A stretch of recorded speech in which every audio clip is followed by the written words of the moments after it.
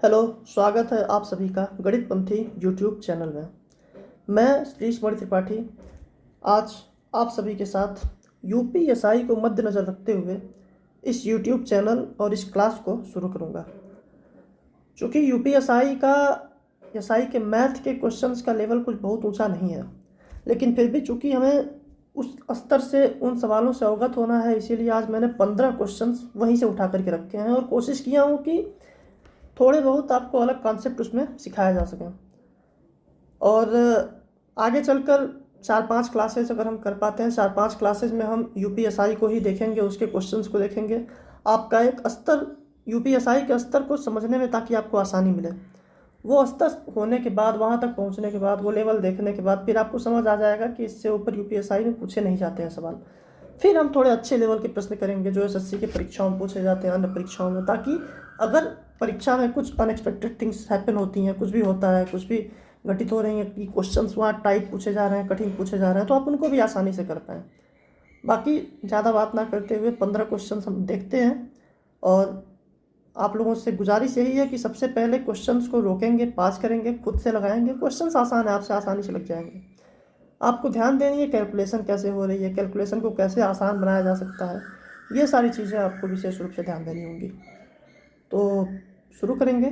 आप क्वेश्चंस ज़रूर साथ साथ लगाते रहें।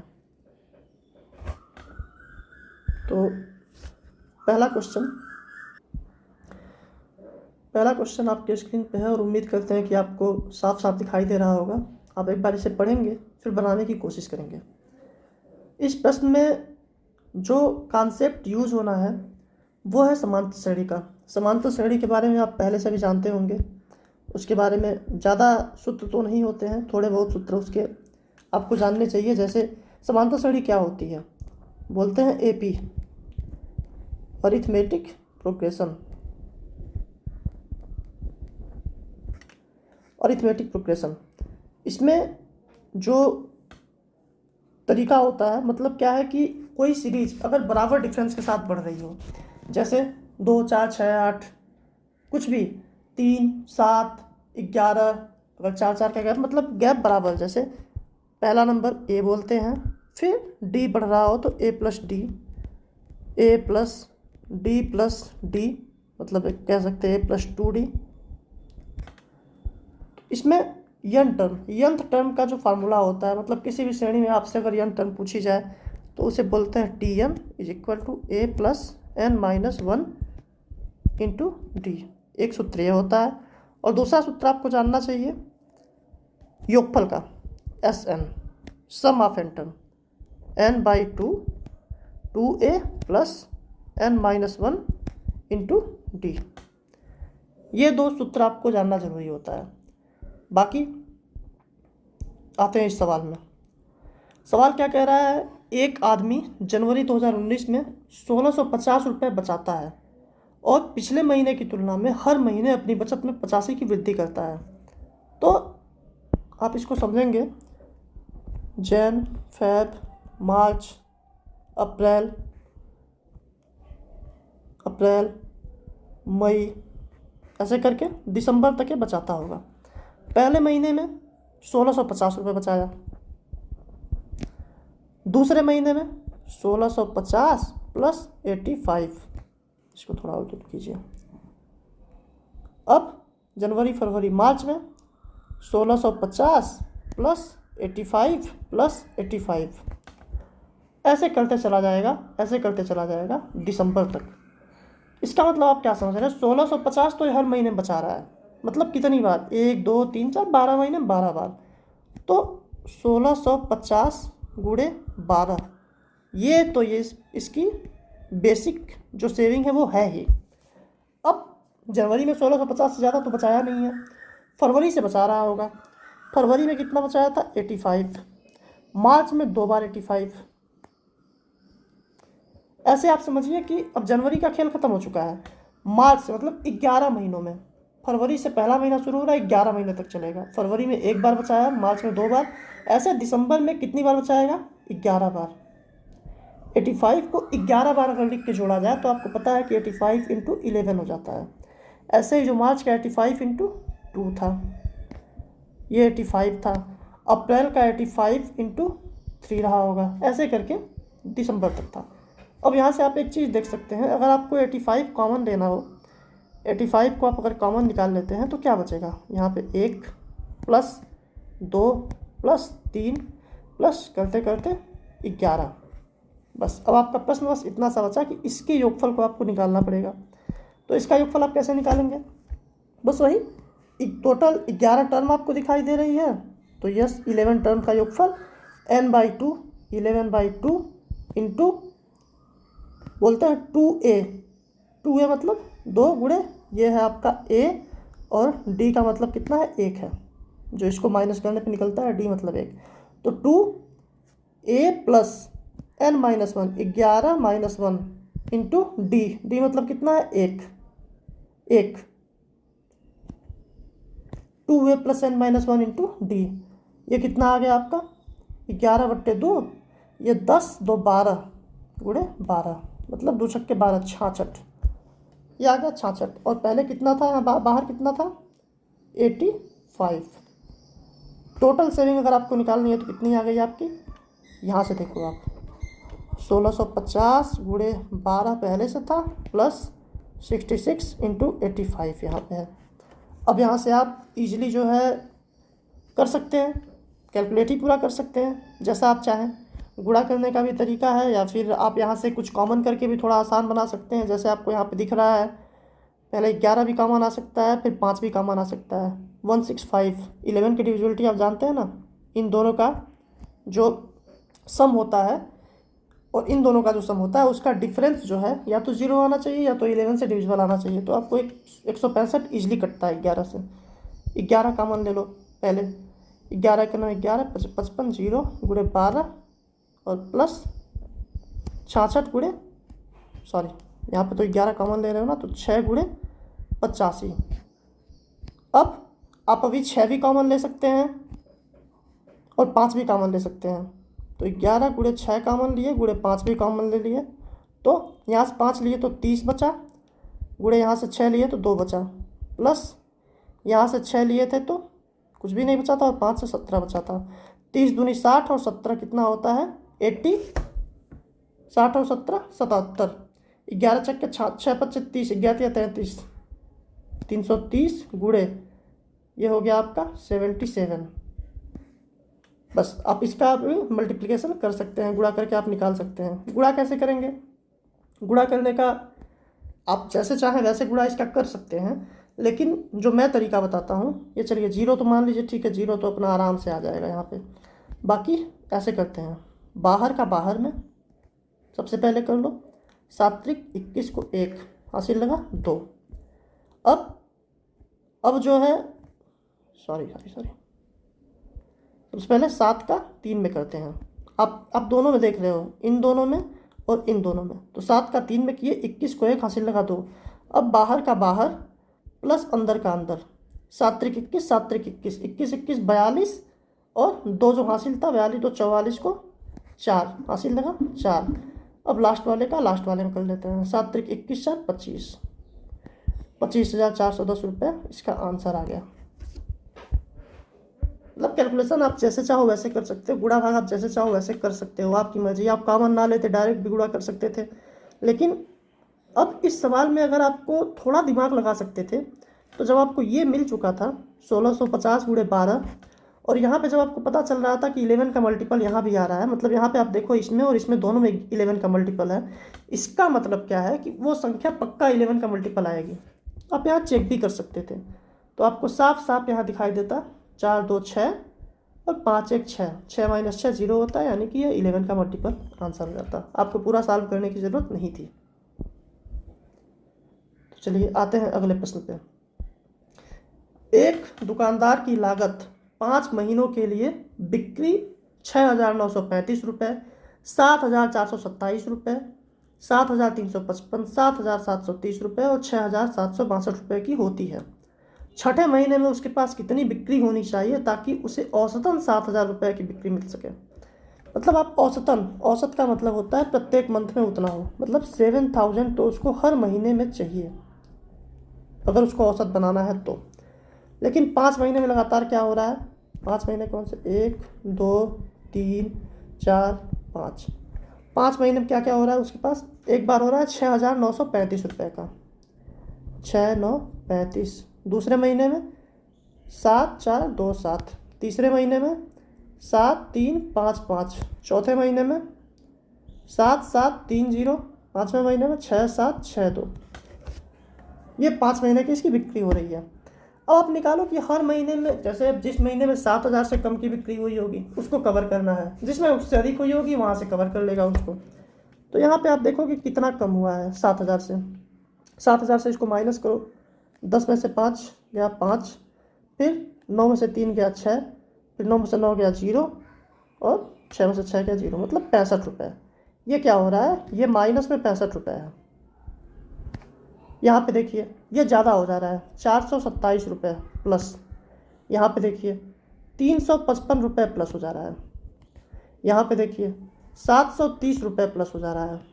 यहाँ पे देखिए, यहाँ पे आप अगर घटाओगे तो थोड़ा ऐसे करने की कुछ 68, 200 वो हो गया, और 38 यहाँ से, मतलब 238 रुपये माइनस का हो जा रहा है। अब नेट आपको निकालना है, ज़्यादा हो रहा है कि कम हो रहा है। मतलब ये तीनों प्लस वाला जोड़ लो, 7 5 12, 2 हासिल लगा 1, 2 1 3, 5 3 8, 3 11, 1 हासिल लगा 1, 4 1 5, 3 8 7 15, 1512 प्लस में, और माइनस में देख लो, 8 5 13 को 3 हासिल लगा 1, 6 3 9, 1 10 0 हासिल लगा 1, और 2 1 3, 303 माइनस का। 12 में से 3 गया 9, 10 मतलब 0 में से 0 गया 0, 5 में से 3 गया 2 1, 1,209 रुपये ये भाई साहब प्लस में चले जा रहे हैं। ठीक है, यानी कि छठे महीने में अगर इतने रुपए कम की भी बिक्री करते हैं तो भी इनकी बिक्री 7,000 के एवरेज को पूरा कर देगी। तो लास्ट महीने में इनको कितनी बिक्री करनी पड़ेगी, 7,000 में से माइनस कर देंगे हम 1,209। 10 में से 9 गया 1, 9, और यहाँ पे भी 9 रहा होगा 7, ठीक है, और यहाँ पे 6 में से 1 गया 5, 5,791 रुपये आंसर। साधारण तरीके से ही लगाना था, कॉन्सेप्ट इसमें कुछ भी नहीं था। अब यहाँ देखेंगे, इस क्वेश्चन में कुछ भी नहीं है, लेकिन मैंने लिया है, शायद आप कुछ और कैलकुलेशन यहाँ पे सीख पाएंगे। देखते हैं। अब रूट ए गुणे 121 is equal to 23,610 minus 22,763 into 11। सबसे पहले तो 11 से 121 को 11 टाइम में कट कर दो। ठीक है, थोड़ा और मोटा लेते हैं पेन। 11 से कट कर दो। अब root A into 11 is equal to, यहाँ माइनस करना है आपको। 10 में से 3 गया 7, यहाँ पे 10 में से 6 गया 4, उसके बाद यहाँ बचा 5, 15 में से 7 जाता है 8, ठीक है, बाकी ये 2 2 847 ही बचेगा। अब 11 से 847 को भी काट सकते हैं। 11 7 77, 7 11 7 77, इट मीन्स रूट ए की वैल्यू आ गई 77। अब आपको भी पता है कि पक्षांतर जब भी करते हैं तो इधर रूट है तो उधर जाके स्क्वायर हो जाता है। ए इज इक्वल टू 77 का स्क्वायर। अब देखिए 77 का स्क्वायर, अब स्क्वायर कैसे करते हैं, बहुत सारे तरीके आपको यूट्यूब पे और हर जगह सिखाए जाएंगे, लेकिन आपको कॉमन तरीके को ही सीख के रखना है, वो हमेशा काम आएगा। अलग अलग नंबर के लिए अलग अलग तरीके मत सीखिए। 77 का स्क्वायर मतलब आप कुछ नहीं करते, सबसे पहले 7 का स्क्वायर कर दीजिए, मतलब होता है 49, तो 9 कैरी ऑन, कैरी फॉरवर्ड हुआ 4। अब क्या करते हैं, 2 इंटू 7 इंटू 7, 2 सत्ते 14 सत्ते 98, 98 4 कितना होता है 102, 2 हासिल लगा 10। अब लास्ट वाला बचा है 7, इसका भी स्क्वायर कर दो, 7 सत्ते 49, 10 59 आंसर। ये स्क्वायर करने का तरीका होता है 2 नंबर के लिए। 59 29 इसका आंसर आ गया। यहाँ पे आपको मेनली यही सिखाना था। और आगे अभी आपको गुणा के बारे में भी, 2 अंक का गुणा तो वहाँ आपने देखा ही, 3 अंक के बारे में भी मैं बताता हूँ आपको। यहाँ क्या है, उस गोले का सतह क्षेत्रफल ज्ञात कीजिए जिसकी त्रिज्या 25 सेंटीमीटर और 3.14 सेंटीमीटर है। गोले की त्रिज्या सॉरी गोला है, गोला का पृष्ठ क्षेत्रफल बोल रहा है। पृष्ठ क्षेत्रफल संपूर्ण पृष्ठ क्षेत्रफल होता है, संपूर्ण पृष्ठ क्षेत्रफल। तो टोटल सरफेस एरिया उसको बोलते हैं, total surface area. Total surface area कितना होता है? 4πr²। अब यहाँ पे आपको करना है 4 × 3.14 इंटू r² कितना है? 25 × 25।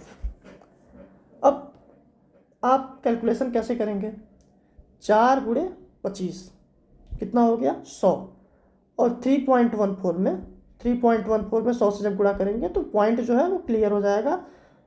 314 4πr² ना, 314 इंटू लास्ट में बस बचा है 25। बस अब आप गुणा कर लो। 25 चौक के 100, शून्य 80 लगा 10, 25 में 25, 10 35 को 5, 80 लगा 3, 25 या 75, 3 78। बस बेहद आसान था, ये फार्मूला आपको बताना था बस। फार्मूला अगर यही, अब जैसे पूरा एक गोला जो है, पूरा एक गोले का टोटल सरफेस एरिया 4πr² है। अगर यहीं पे आपसे कह दिया जाए कि ये अर्धगोला है, अर्धगोला मतलब, अर्धगोला का मतलब ये हो जाएगा कि, एक सेकेंड,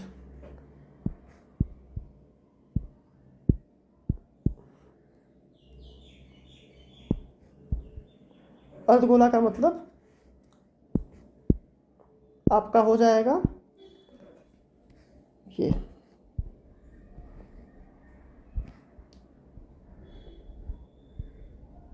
ये हो जाएगा अर्धगोला आपका। तो 4πr² था ही। अब आप एक जो बाल होती है, बाल अगर फट जाती है, बीच से आप काट दो तो ये जो बचता है आपका, ये तो आधा ही बचेगा, 2πr² इसका एरिया। और नीचे एक सर्कल बन जाएगा। अगर आप इसको नीचे से देखोगे इस हिस्से को, तो ये सर्कल की तरह दिखाई देगा। तो सर्कल का एक और πr², यानी कि जो अर्धगोला होता है, अर्धगोला का ts से क्या होता है? 2 और एक और 3πr²। ये क्या है आपका? ये केवल कर्व की हमने बात की है, कर्व सरफेस एरिया है 2πr² अर्धगोला का। यहाँ पे आपसे मतलब फुल स्फीयर का पूछा हुआ था, फुल गोला का तो आपने बताया। चलिए आते हैं अगले क्वेश्चन पे। जब वस्तु 18,122 रुपये की दर से बेची गई तो उसने 9,061 रुपये की दर से बिकने पर हुए नुकसान की तुलना में 21% अधिक लाभ अर्जित किया। लेख की लागत मूल्य ज्ञात कीजिए। लागत मूल्य लेख की ज्ञात करनी है, मतलब यहाँ पे रही होगी CP, आपको नहीं पता है CP कितनी रही होगी। 1 SP के बारे में बात किया है नुकसान होने पर, 1 SP के बारे में बात किया है प्रॉफिट होने पर। अब क्या कह रहा है? 9,061 रुपये की दर से बिकने पर नुकसान हुआ था ना, 9,061 रुपये की दर से बिका तो नुकसान हुआ था, और 18,122 रुपये की दर से बिका तो प्रॉफिट हुआ था।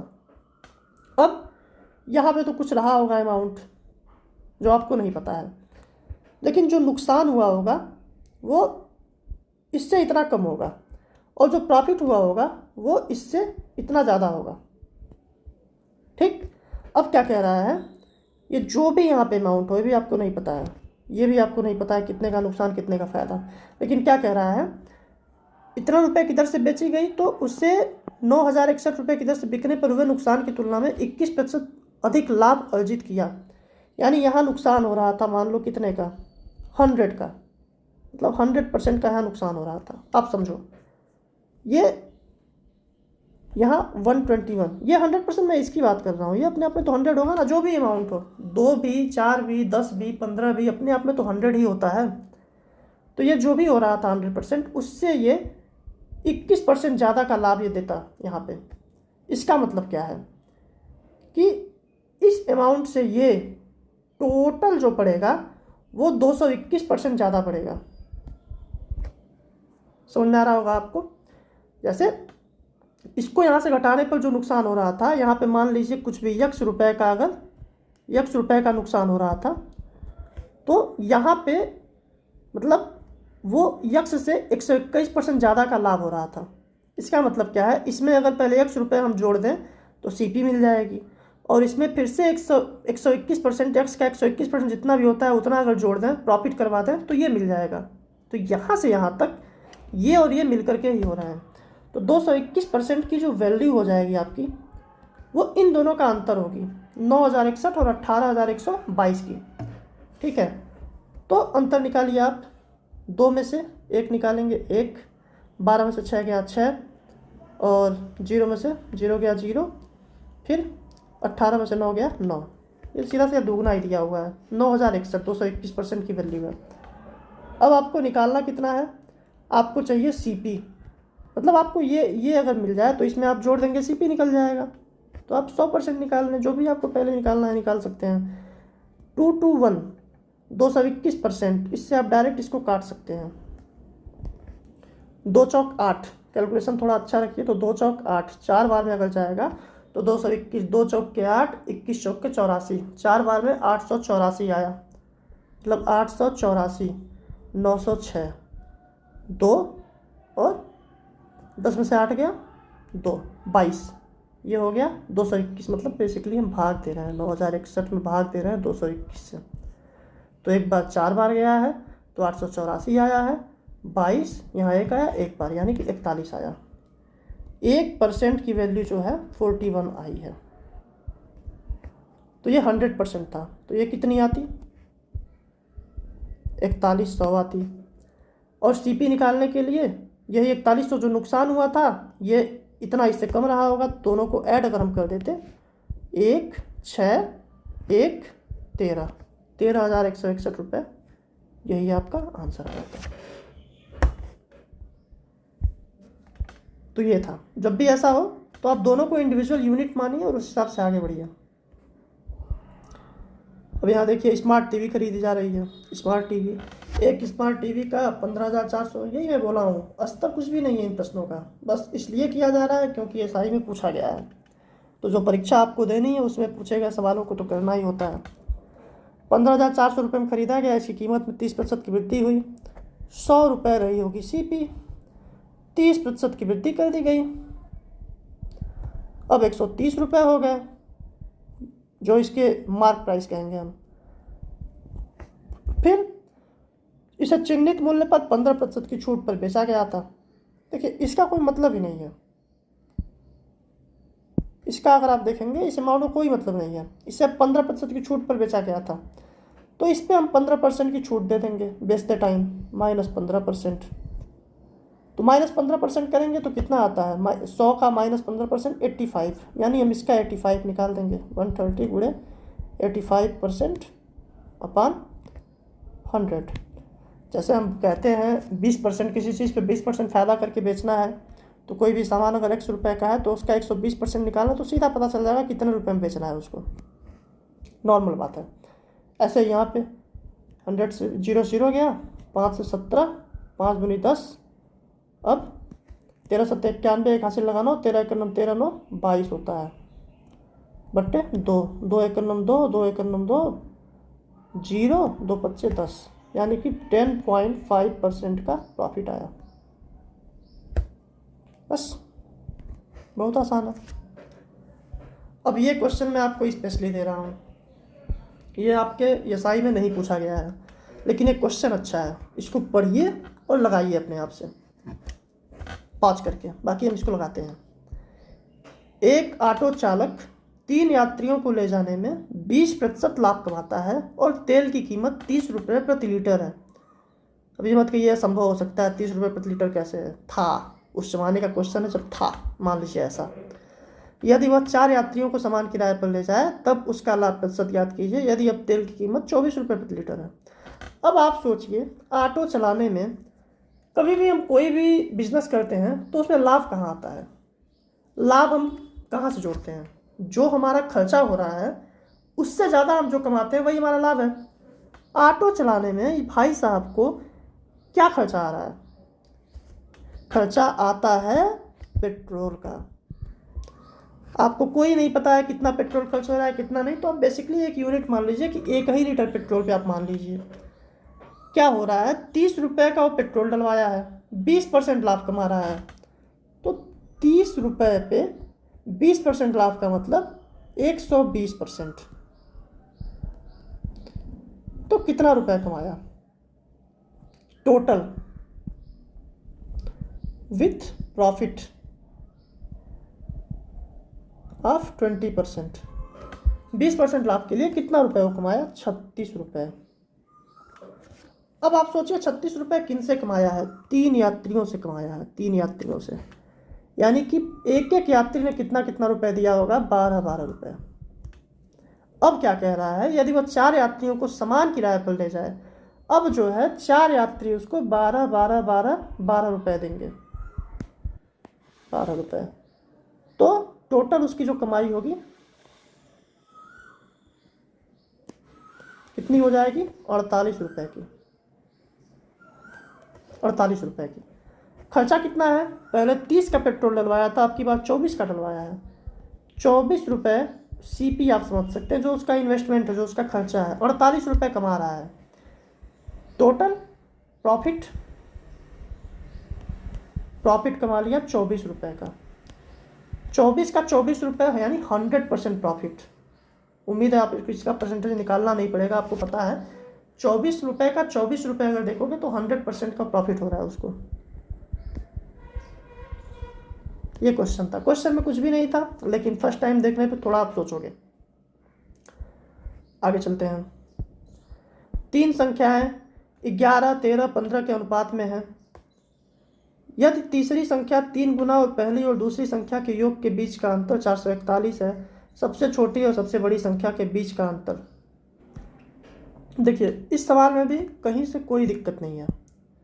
दिक्कत मतलब आप एक सेकंड कलर लेते हैं दूसरा। दिक्कत का मतलब आप समझो कि 11, 13, 15, 11, 13, 15 क्या बोल रहा है? तीसरी संख्या का 3 गुना, इसका 3 गुना, मतलब होता है 45। पहली दूसरी संख्या के योग 24, इन दोनों का अंतर, संख्या के योग के बीच का अंतर 441, 441। इन दोनों के बीच का अंतर कितना है? 21 का है। 45 - 24 21।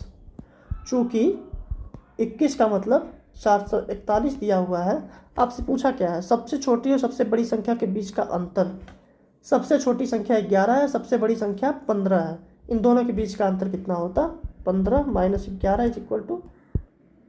= 4 होता है। तो 4 की वैल्यू आपको निकालनी है। सीधा काटना सीखिए, यहाँ डायरेक्ट आप काटिए। 21 से ये 21 बार में जाता है, आपको 21 का वर्ग याद होगा। तो 1 की वैल्यू 21 है, तो 4 की वैल्यू 84 आंसर। बहुत ही आसान, ये सारे के सारे प्रश्न पूछे गए हैं। वो भी मैंने उस शिफ्ट से उठाया है जिसको कठिन बोला गया था। अब तो सारा देखने के बाद पता चलेगा इससे भी कठिन क्या हो सकता, लेकिन इसमें कुछ भी नहीं ऐसा लेवल का मिल रहा है जो आपको बताया जाए। ये वर्क एंड टाइम का एक अच्छा क्वेश्चन मुझे लगा। पैटर्न पे बहुत सारे क्वेश्चंस पूछे जाते हैं, उनमें से ये एक अच्छा क्वेश्चन माना जाता है। इसको करने के लिए आपको LCM निकालना थोड़ा बेहतर तरीके से आना चाहिए। जैसे मैं आपको जैसे बताता हूँ वो तरीका आप समझिए। क्या क्या है? 82 दिन, 123 दिन, आप सिंपल करते हो, जो आपका मेन तरीका होता है। आप इसको जैसे भी बनाते हो, मतलब A, B and C, A, B, C। A एक कार्य को 82 दिन में, 82 दिन में, B 123 दिन में, C 164 दिन में। अब आपको ये देख करके पता चल रहा है कि ये 41 से ही कटता है 82। इसका मतलब क्या है? 41 तो आएगा ही बाहर। 41 दूनी 82, 41 तिया 123। आप सबको लाइन से लिख लिया करिए। सब में से जो कॉमन ले रहा है उसको मिल रहा है उसको बाहर करिए, जितना मैक्सिमम कॉमन बाहर कर सकते हैं करिए। 2, 3, 41 चौक के 64, 4। अब आप फिर से देखिए, 2 और 4 भी तो एक दूसरे के साथ मिल जाएंगे, तो इस 2 की भी आपको ज़रूरत नहीं है। 41, 3 और 4, 2 जो है 4 के अंदर समाहित है। बस यही आप निकाल लीजिए। LCM है आपका 4 तिया 12 और 12 एकन्नम, 4 तिया 12, 12 एकन्नम 12, 2 हासिल लगाए, 12 चौक 48, 49, 492। ये LCM निकालने का वन ऑफ द बेस्ट तरीका है। 492, ये आपका LCM मिल गया 492। 82 से 8 छः 48, 2 छक्के 12, 6 बार में जाता है। 123 से 23 चौक के 92, 4 बार में। 164 से 3 बार में। अब इनके पैटर्न को समझिए, ये क्या कह रहे हैं इस क्वेश्चन में। ये कह रहे हैं अगर पहले दिन ए ने अकेले काम किया, मतलब आप डे समझिए, डे का क्या कॉन्सेप्ट है, first day, second day, third day. First day में ए ने अकेले काम किया है तो कितना काम हुआ होगा, 6 काम। सेकेंड डे, दूसरे दिन बी और सी ने एक साथ काम किया है, बी एंड सी 4 3 7 काम, मतलब 4 और 3 मिला के 7 काम। तीसरे दिन ए और सी ने एक साथ काम किया है, 6 और 3 9 काम। 9 7 16 6 22 काम होता है एक चक्र में। एक चक्र कितने दिन का है, 3 दिन का। ओके, आपको टोटल काम कितना करना है, 492, उसके करीब तक आपको पहुंचना है। तो एक साधारण सा तरीका अपनाते हैं, भाग 492 में 22 से भाग दे दीजिए। 22 दूनी 44, 5 2, फिर से 22 दूनी 44, 8, शेष काम बचा कितना, 8। 22 से क्या आया है, एक चक्र में जो काम हो रहा था 22 काम हो रहा था, ऐसे 22 चक्र आपको करना पड़ा और एक चक्र 3 दिन का था, तो 22 चक्र गुणे 3 दिन, यानी कि 66 दिन तक काम हो चुका है। अब काम बचा है 8, 66 दिन का काम हो चुका है, प्लस अब ये 67वां दिन है। 67वां दिन में क्या होगा, 67वें दिन में काम करेगा कौन, ए आएगा काम करने और 6 काम करेगा अपना आकर के। यहाँ पे काम कितना हुआ था 67 दिन में, 8 काम अगर शेष बताया तो 484 काम तो हो गया था। अब यहाँ पे आएगा 67वें दिन में काम करने के लिए, यहाँ इसको ऐसे लिखिए थोड़ा और आसान होगा आपको समझने में। 66 दिन का काम जो है हो चुका था और 66 दिन में काम हुआ था 484 का। अब आएगा एक और दिन, उस दिन आएगा काम करने कौन, ए आके अपना 6 काम कर देगा। अब अगला दिन, यहाँ एक और दिन, दूसरे दिन कौन काम करता है, बी और सी काम करते हैं। बी और सी 7 काम करते हैं। काम कितना बचा है, 490 हो गया है, काम बचा है आपके पास कितना, 2। और क्षमता कितनी है बी और सी की करने की, 7, तो 2/7, 484 6 2/7, मतलब सॉरी ये आपका हो गया काम 2, और समय कितना लगेगा, 2/7, क्योंकि एक दिन में 7 काम होना था, 2 ही करना था। तो ये आपका यहीं पे था 2/7 ना, 2/7, क्योंकि ये 66 दिन हो गया था। ए आया काम करने, 6 काम करके चला गया। उसके बाद अगले दिन बी और सी आया जो एक दिन में 7 काम कर सकते हैं, 2 ही काम करना था, तो 2/7 काम आकर के कर दिए।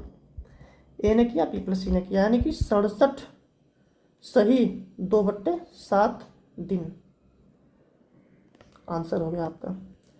एलसीएम जल्दी निकाल पाइए और चक्र को जल्दी समझिए। तो ये सब अब लिखने में आपको ज़्यादा लग सकता है, लेकिन जब आप लगाओगे तो बहुत आसान है। अब ये देखिए, यहाँ कॉन्सेप्ट होता है। कॉन्सेप्ट क्या है, कॉन्सेप्ट ये है कि एसआई और सीआई में जो बेसिक डिफरेंस आपको बचपन से बताया गया है वो ये है कि एसआई सिंपल इंटरेस्ट है, ब्याज जो है दर के हिसाब से लग जाता है, केवल मूलधन के ऊपर, हमेशा मूलधन पे लगता रहेगा। और चक्रवृद्धि ब्याज की क्या खासियत है, वो ब्याज पे भी लगाई जाती है। जैसे कि मान लो 100 रुपये है, 10% का दर है, 10%।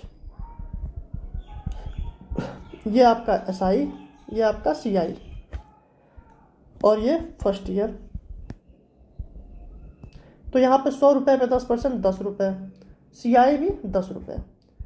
सेकेंड ईयर क्या होगा, सेकेंड ईयर भी एसआई जो है बेचारी अपनी 10% तो लेकर के आ ही जाएगी, 10 रुपये, और सीआई भी अपनी 10% लेकर के आएगी, 10 रुपये अपनी सीआई भी लेकर के आएगी, नो डाउट। लेकिन सीआई क्या बोलती है, हमको ब्याज पे भी ब्याज चाहिए, यानी कि इस पे भी 10% इसको चाहिए, 10% चाहिए। तो इसको 1 रुपये, यहाँ पे 10 का 10% 1 होता है, 10 गुणे 10/100 बराबर 1 रुपये यहाँ भी चाहिए। अब अगर आप देखोगे इस पूरे मैटर में जो इसको यहाँ पे मिला हुआ है और जो इसको यहाँ पे मिला हुआ है, इस पूरे मैटर में ये 10% मतलब ये तो ब्याज है। इस पूरे मैटर में 20 रुपये और यहाँ पे 10 20 एक 21 रुपये। जो डिफरेंस आया वो ब्याज पे, यही ब्याज जो लगा है वो डिफरेंस आया 1 रुपये का। यही कॉन्सेप्ट यहाँ पे आपके प्रश्न में दिया गया है। 22,000 रुपये की राशि पर ब्याज और साधारण मतलब चक्रवृद्धि और साधारण का अंतर 220 रुपये है। तो आप समझिए पहले साल तो कुछ भी लगा होगा, पहले साल 8% पर कुछ भी लगा होगा। तो टोटल आपके पास जो रुपए थे 22,000 रुपये, इस पे 8% के हिसाब से लगा होगा ब्याज। यह है फर्स्ट ईयर का क्या ब्याज, ब्याज है ये। हम जब CI निकाले हैं तो ये क्या आया था, ये जो डिफरेंस आया था आपका, यही आपको जो डिफरेंस जानना है ये क्या है। ये डिफरेंस ब्याज पे ब्याज है। तो आपका ब्याज ये मिल गया। अगले साल फिर से ब्याज पे आपको ब्याज लगाना है, मतलब इस टोटल का फिर से आपको 8% निकाल देना है। यही जो ब्याज पे ब्याज आया है वही अंतर 220 रुपये है। बस इतना यहाँ पे करना है। 1 0 1 0 1 0 1 0 1 0 1 0, 3 0 से 3 0 खत्म। 22 से 10 बार में ये खत्म। R square is equal to 10 दहियम 100, आर इज इक्वल टू 10%। देखिए ये इतने में ही आपका पूरा क्वेश्चन है। इतना ही आपको समझना था, लेकिन इसके लिए ये कॉन्सेप्ट आपको जानना जरूरी है कि सेकेंड ईयर में जो अंतर आता है वो ब्याज पे ब्याज लगने से होता है। चलिए अब गुणोत्तर श्रेणी है। गुणोत्तर श्रेणी में आपको ये कुछ फार्मूले हैं, आप चाहिए तो स्क्रीनशॉट ले सकते हैं, नोट कर लीजिए। देखिए पीछे हमने समांतर श्रेणी बता दिया, यहाँ पे गुणोत्तर श्रेणी। ये दोनों मेन कॉन्सेप्ट हैं। ये दोनों सिलेबस में अगर डाल रहे हैं तो कोरम पूरा उनको करना है, पक्का वो एक क्वेश्चन पूछेंगे यहाँ से। तो ये आप नोट कर सकते हैं, इसको आप जैसे भी चाहिए इसको आप नोट कर सकते हैं, इस पूरी चीज़ों को। और इसको आप देख लिए होंगे। तो हम क्वेश्चन पे आते हैं। Find the sum of 4 terms in a GP given first term is 15 and common ratio. तो पहले 4 पदों का योग आपको निकालना है। सूत्र आपको यहाँ पे पता है, जो S 4 पद है यहाँ पे 4। आपको यहाँ पे क्या क्या दिया है, A की वैल्यू दी हुई है आपको प्रथम पद 15, सार्वांतर मतलब R की वैल्यू दी हुई है 4। ये सार्वांतर नहीं होता है, सॉरी, इसका आप सही टर्म भी याद रखिए, ज़रूरी है, सार्वानुपात बोलते हैं। हाँ तो 4, R बराबर 4 हो गया। बस इतना ही आपको जानना था। n बराबर आपको पता है, पहले 4 पदों का बोल रहा है। तो यस 4 मतलब यस के 4 पदों का। तो जो फार्मूला होता है वो यहाँ से आप देख रहे हैं, ए मतलब प्रथम पद 15 है, R की पावर n, R 4 है, n भी 4 है, -1 अपॉन R -1, R 4 है -1। तो ये तो हो गया 3 और 3 से ये कट गया 5 बार में, बराबर 5 गुणे 4 के पावर 4, 4 चौक 16, 16 का स्क्वायर 256, -1 करेंगे 255। बस 5 5 25, 5 हासिल लगा दूँ, 5 5 25 2 27, 7 हासिल लगा दूँ, 5 दूनी 10 2 12 आंसर। बस हमने सूत्र के लिए आपको बताना जरूरी समझा। आगे बढ़ते हैं, बढ़ जाओ। ये देखिए इसमें क्या है कि ज़्यादा फैंटम बन के गलती करने की एकदम ज़रूरत नहीं होती है, इसको तरीके से ही लगाइए। तरीका क्या है, जोड़ कर तरीका, जो सिंपल आपको बचपन से पढ़ना होता है। दशमलव के नीचे दशमलव लिख के हमेशा जोड़ करते हैं। सबसे पहले यहाँ से आप देखेंगे, बड़ा वाला पहले लिखिए। बड़ा वाला लिखने में 3 3 3 4 6 दशमलव 3 3 3 3। अब दूसरे में भी दशमलव के नीचे आएगा। यहाँ पे क्या है, 3 3 3, दशमलव किधर वाला इधर लिख दीजिए, 3 3 4 6, 3 3 4 6 पहला दूसरा। अब आएंगे तीसरे में, फिर से दशमलव के नीचे दशमलव, 3 3 6 4 3, इधर सही पढ़िए, उल्टा ही लिखिए, 6 4 3। फिर से अब लास्ट वाले में आ गया 44.6, दशमलव के नीचे दशमलव, 6 4 4। बस जोड़ दीजिए सबको। अब यहाँ पे 3, यहाँ पे 6, यहाँ पे 9, 3 3 6 3 9 6 15 को 5 हासिल लगा 1, 6 1 7 6 13 13 6 19 19 4, 23 को 3 हासिल लगा 2, 4 2 6, 4 10, 4 14 4, 18 को 8 हासिल लगा 1, 3 1 4, 3 7, 3 10 0 हासिल लगा 1, 3 3 6 1 7 और 3। ये आ गया आपका। नीचे 50 से डिवीज़न भी करने को बोला है। अब 50 से डिवीज़न यहाँ पे देखिए थोड़ा दिमाग लगाने की ज़रूरत है। 50 से डिवाइड करने में आपको बहुत कठिनाई महसूस होगी, लेकिन आपको सबको पता है कि अगर नीचे 100 हो जाए, 1000 हो जाए, 10 हो जाए तो सिंपली दशमलव को हम मूव करा सकते हैं। तो यहाँ भी क्यों ना हम नीचे भी 2 से, ऊपर भी 2 से मल्टीप्लाई कर लें। ठीक, अब मल्टीप्लाई करेंगे ऊपर तो 2 3 6, 2 छक्के 12, 2 हासिल लगा 1, 2 9 18, 1 19 को 9 हासिल लगा 1, 2 5 10, 1 11, 1 हासिल लगा 1, 2 3 6 1 7, 2 8 16, 6 हासिल लगा 1, 2 0 0 1, 2 7 14 4 हासिल लगा 1, 2 3 6 1 7। बस दशमलव कहाँ पे था? 1 2 3 4 स्थान पे, यहाँ पे। नीचे कितना है? नीचे हो गया 100।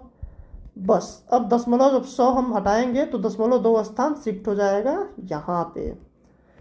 तो 741.67 आंसर। ये यहाँ पे समझना इंपॉर्टेंट था, नहीं तो आप परेशान हो जाते। अब देखिए गोलार्ध का कुल सतह क्षेत्रफल ज्ञात करना, यहाँ पे मैं आपको बताया हुआ था। यहाँ पे आपको मेन चीज़ जो देखने को मिलेगी वो है कैलकुलेशन। आपको मैंने पहले बताया था गोलार्ध का ऐसे बना करके। गोलार्ध यही था जिसका ये 2 पाई आर स्क्वायर है, ये पाई आर स्क्वायर है।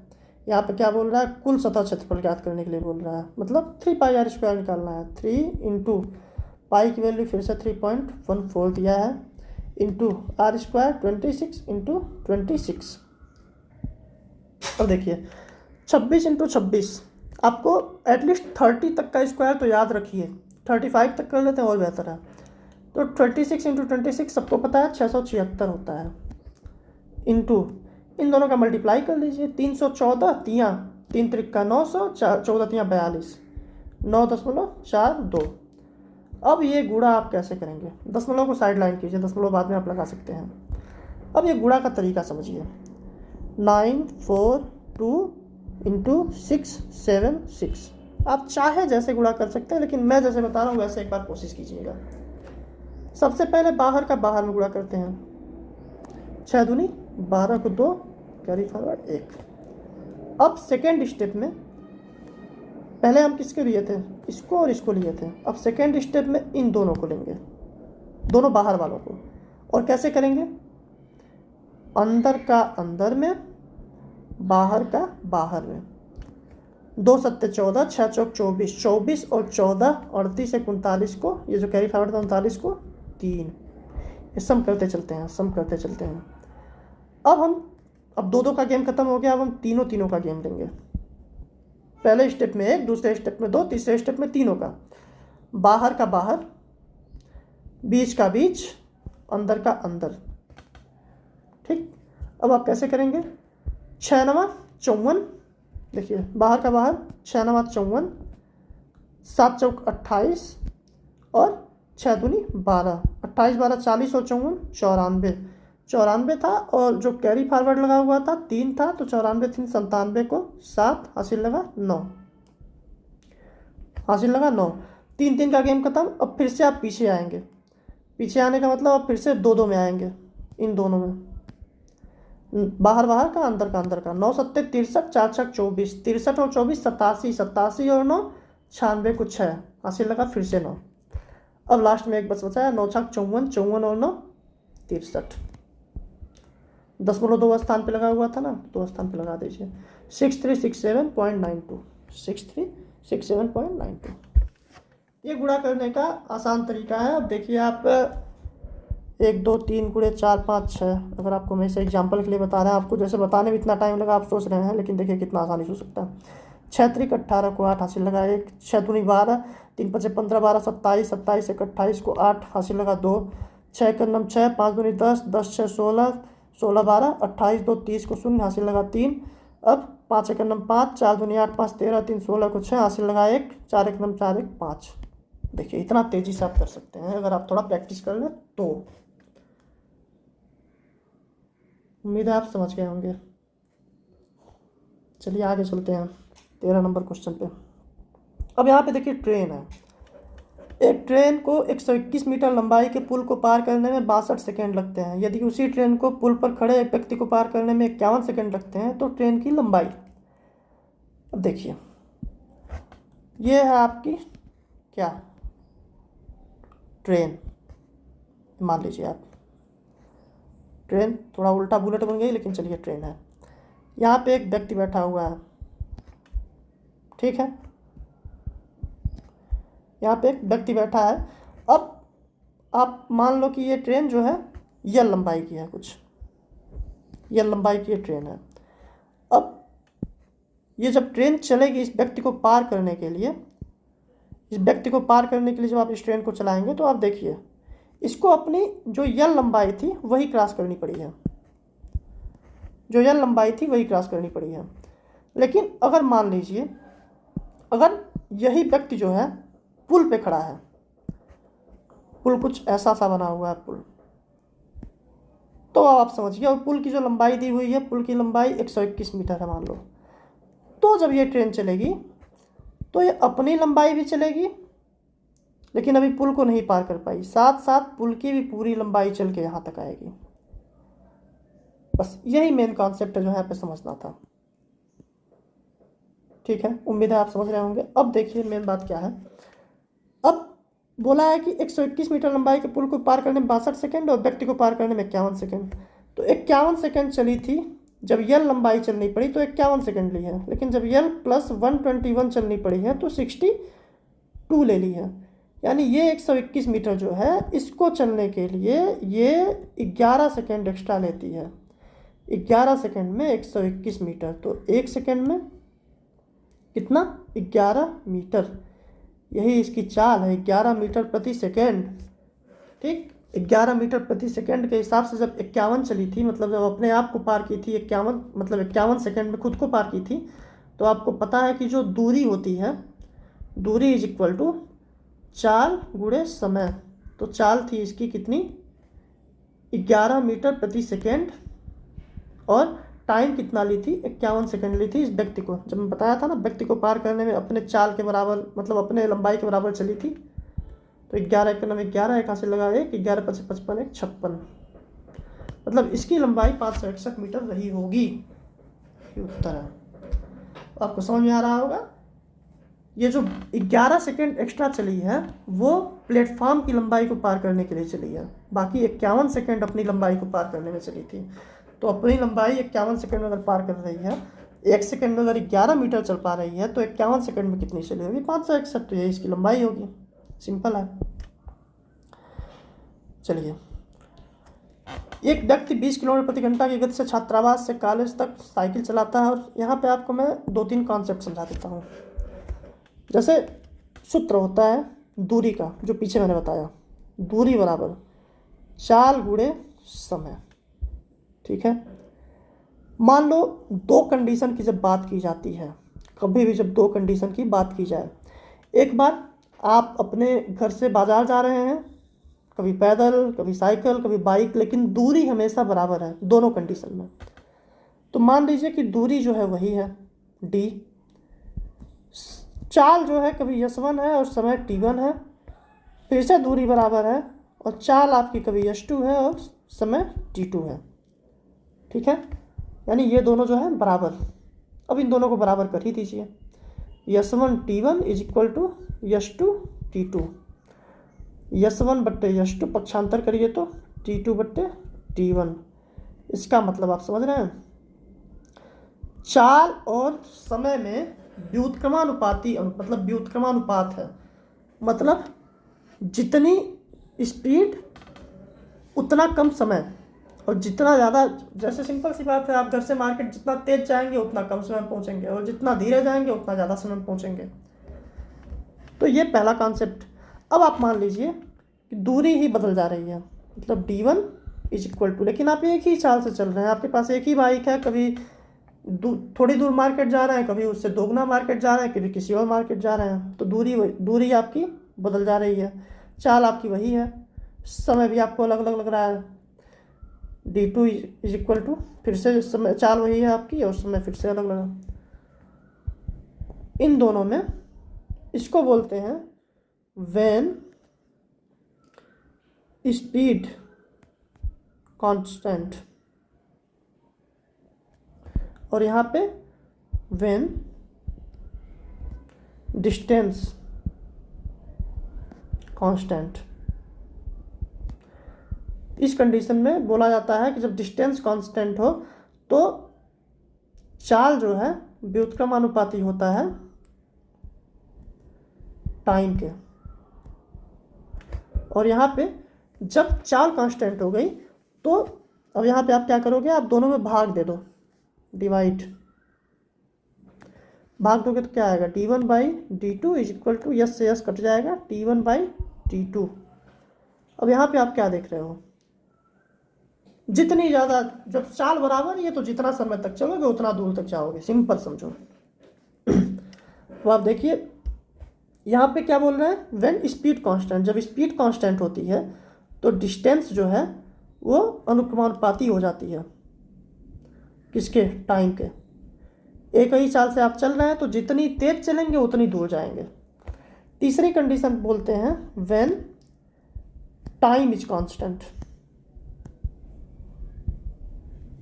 यहाँ भी सेम बात है, आपको 1 घंटे का समय दिया गया, जितनी तेज चले गए उतनी दूर तक चले गए। इसको कैसे करेंगे, बोलेंगे d is equal to s, d1 is equal to यस1 into t, d2 is equal to यस2 इंटू टी। फिर से आप डिवाइड करेंगे तो d1/d2 is equal to, cut जाएगा ये यस1/यस2। फिर से देखिए आप, बराबर ही आ गया, d1/d2 यस1/यस2। तो यहाँ पे क्या हो जा रहा है, d जो है वो अनुक्रमानुपाती हो गई चाल के।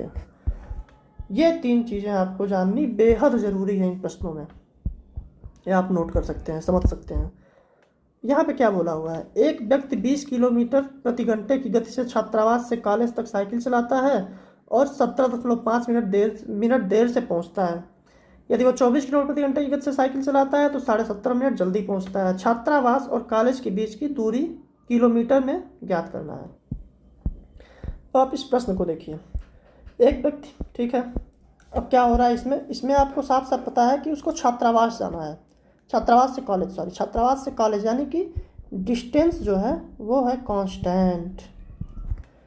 क्या मैंने बताया था, व्हेन डिस्टेंस कांस्टेंट तो स्पीड जो है वो टाइम के व्युत्क्रमानुपाती हो जाती है, जितना तेज चलेगा उतना जल्दी पहुंचेगा, समय उतना कम लगेगा। अब यहाँ पे आप लगा लेंगे क्या क्या, उसको, यहाँ स्पीड है, यहाँ टाइम है। स्पीड पहले कितना था उसका, स्पीड पहले कितना बोला है, 20 किलोमीटर प्रति घंटे, 20 किलोमीटर प्रति घंटे, बाद में 24 किलोमीटर प्रति घंटे। तो टाइम क्या होगा, टाइम इसका अपोजिट हो जाएगा, 24 संबंधे 20, 4 4 24, 4 5 20।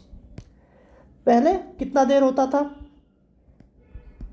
पहले बोल रहा है कि 17.5 मिनट जल्दी पहुंचता था, 17.5। जब 20 से जाता था तो 20 की रफ्तार से जाता था तो इतना देरी से पहुंचता था, 17.5 मिनट देरी से पहुंचता था। और जब 24 की स्पीड से जाता था तो 17.5 मिनट पहले ही पहुंच जाता था। इसका मतलब इन दोनों के बीच में अंतर कितना है, 17.5 जल्दी, 17.5 देर, मतलब 35 मिनट का। वैल्यू कितने की, एक की वैल्यू 35 मिनट। तो आप सोचिए कि जब 20 की रफ्तार से जाता होगा तो कितना समय लगता था, 6। एक की वैल्यू 35 तो 6 की 6 गुणे 35 बराबर 210 मिनट इज इक्वल टू 3 घंटा 30 मिनट, 3.5 घंटा लिख सकते हैं, ठीक है। अब 20 की रफ्तार है, इतना समय है, तो दूरी निकाल लेंगे, 20 की रफ्तार गुणे 3.5 घंटे का समय बराबर 20 3 60 70 किलोमीटर डिस्टेंस आ गई। यही आपका आंसर है, बस सिंपल। जितना तेज चला उतना जल्दी पहुंचेगा। 20 की रफ्तार से चला पहले, फिर अब 24 से चल रहा है, 20 से चला था तो 6 यूनिट टाइम लगा होगा, थोड़ा जल्दी पहुंचा होगा, मतलब थोड़ा ज़्यादा टाइम लगा पहुंचा होगा। फिर 24 से चला तो थोड़ा कम समय लगा, 5 यूनिट ही लगा। पहले 17.5 मिनट जल्दी पहुंच जा रहा था, अब जो है साढ़े 17.5 मिनट पहले लेट से पहुंचता था, अब साढ़े 17 मिनट जल्दी पहुंच रहा है। यानी कि दोनों के बीच का गैप, जैसे आपको 9 बजे पहुंचना है तो आप 17.5 मिनट पहले पहुंच जा रहे हैं, तो मान लीजिए आप 42 8 8:42 30 सेकंड में पहुंच जा रहे हैं, फिर 9:17 में पहुंच रहे हैं, तो दोनों के बीच में अंतर कितना, 35 मिनट का है, 35 मिनट का। तो टोटल समय आप निकाल लिए कि जब 20 की रफ्तार से चल रहा होगा तो 3.5 घंटे लगते थे, तो बस 20 की रफ्तार 3.5 घंटे आप निकाल दिए डिस्टेंस। अब संभवतः है आज का लास्ट सवाल है, और इसमें भी एक अच्छा कॉन्सेप्ट आपका क्लियर हो जाएगा। बार लगाते हैं, बार कैसे लगाते हैं, जब देखिए यहाँ पे बहुत सारी कंडीशंस दी हुई हैं जिनको आपको समझना है। ये बोल रहे हैं 0., इससे आपको करते हैं, मान लीजिए कुछ भी है 0.4 पे बार है, तो इसको हम सीधे 4/9 के रूप में लिख सकते हैं, पहली कंडीशन। यहाँ पे 0.23 पे अगर बार है तो 23/99, जितने नंबर पे बार उतना नीचे 99, उतना नीचे 9। यहाँ 3 पे बार है, जैसे 0.457 पे बार अगर दे दिया जाए तो 457/999। अब देखिए इस पे बार है लेकिन इस पे नहीं है, तो ए बी, मतलब आप समझिए एग्जाम्पल से 0.23 इस पे है बार, 2 पे नहीं है, तो 23 तो लिखेंगे ही। अब चूंकि इस पे नहीं है तो इसको घटा देंगे, ऐसे याद रखिए, याद रखने का अच्छा तरीका है, जिस पे नहीं है उसको हटाना पड़ेगा, घटा देंगे उसको, बट्टे 1 पे था 9, 1 पे नहीं था 0, बस जिस पे नहीं था उसको हम महत्व नहीं देते हैं, इसीलिए जिस पे नहीं है उस पे उसकी जगह एक 0 लिखना पड़ता है, नहीं है उसको हटाना पड़ता है, तो ये आपका 21/90 आ जाता है। सेम यहाँ पे आप ऐसे करेंगे, तो यहाँ पे आप दोनों में आप समझ सकते हैं। अच्छा, अगर आपको खुदा न खास्ता अगर ऐसे सवाल दे दिया जाए 2.345 पे बार है, इसको आप कैसे लिखेंगे फ्रैक्शन में, तो आपको यहाँ समझना होगा 2 प्लस, बस यहाँ पे 0.345, फिर से आपका वही कंडीशन मिल गया, 2 को ऐसे ही रहने दीजिए, फिर यहाँ पे आप लिखेंगे 345 माइनस 3 और 4 पे नहीं है तो 34 बट्टे जितने पे है उतना 9, 5 पे है तो 9 और जितने पे नहीं है 0, बस इसको सॉल्व कर देंगे तो 2 सही इतना बट्टे इतना करके आपका आंसर आ जाएगा। ठीक है, तो ये भी आप ध्यान रख सकते हैं। तो अब इस क्वेश्चन में हम आते हैं, ये कॉन्सेप्ट आप पूरा अच्छे से जितना आप ग्रैब कर सकते हैं कर सकते हैं, कॉन्सेप्ट आप एक बार सीख लेंगे, क्वेश्चंस आ जाते हैं कभी कभी, जैसे पिछले यूपीएसआई में ये क्वेश्चन आया हुआ था। इसमें क्या हो रहा है देखिए ध्यान से, 0.42626262626262, यानी कि 4 जो है रिपीट नहीं हो रहा, 0.4, बाकी 2 और 6 जो है रिपीट हो रहे हैं। हालांकि टेक्निकली अगर देखें तो यहाँ बार इनको लगा देना चाहिए या फिर डाट डाट डाट ऐसे कुछ देना चाहिए था, नहीं तो मे बी टर्मिनेट तो ऐसे होता नहीं, लेकिन हो भी सकता है। 0.426, फिर आपका वही इजी क्वेश्चन हो गया, जैसे यहाँ पे आपको बताया गया है, कौन सा केस बन गया, ये वाला केस बन गया, तो 426 ये वाला केस आपका बन गया, 426 माइनस जिस पे नहीं है, देखिए जिस पे नहीं है इसकी वैल्यू नहीं है कुछ भी, इसको घटा दो, जिस पे है उतना तो 9 लिखे, 2 पे था तो 2 9 लिख दिए, 1 पे नहीं है तो उतना 0 लिख दिए, 422/990 आंसर। बस, तो आज की क्लास हम यहीं ख़त्म करेंगे। बाकी आप लोगों को कुछ अच्छा लगा कुछ बुरा लगा, जैसा भी लगा आप बता सकते हैं। बाकी मैं कोशिश करूँगा एक टेलीग्राम लिंक भी दूँगा, एक चैनल का डिस्कशन लिंक दूँगा, वहाँ पे आप इंडिविजुअल क्वेश्चंस जो भी होते हैं आप पूछ सकते हैं, आपका क्वेश्चन ज़रूर सही तरीके से सॉल्व किया जाएगा, और कुछ अच्छे क्वेश्चन इकट्ठा होंगे तो मैं क्लास में भी करवा दूँगा। बाकी मैं वहाँ पे ज़रूर सॉल्व करूँगा, कोशिश करूँगा मैं खुद से सॉल्व करूँ और आपको पूरा चीज़ समझाऊँ। बाकी ये कोशिश हमारी यही है कि 4 से 5 लेक्चर में यूपीएसआई को कवर कर लिया जाए, जहाँ से क्वेश्चन जितने आ सकते हैं। उसके बाद हम आपको थोड़े अच्छे लेवल पर बताएंगे जहाँ से आप आगे क्वेश्चंस थोड़े हार्ड बनाए जा सकते हैं, ताकि आपकी पूरी तैयारी हो पाए। तो ठीक है, बाकी अगर अच्छा लगा हो तो चैनल को सब्सक्राइब कीजिए। हमारी अप्रोच यही रहेगी कि जैसे हम एग्जामिनेशन हॉल में करते हैं वैसे ही यहाँ पे सीखें, ताकि अलग से भौकाल कॉन्सेप्ट के चक्कर में हम परेशान ना हों। वही चीज़ करके जाएं जो वहाँ पे करनी है। बाकी आपको कुछ अलग टॉपिक भी, कुछ टॉपिक के बारे में जानकारी जाननी होगी, जब पढ़ना होगा तो उसके बारे में आप कमेंट कर सकते हैं। धन्यवाद।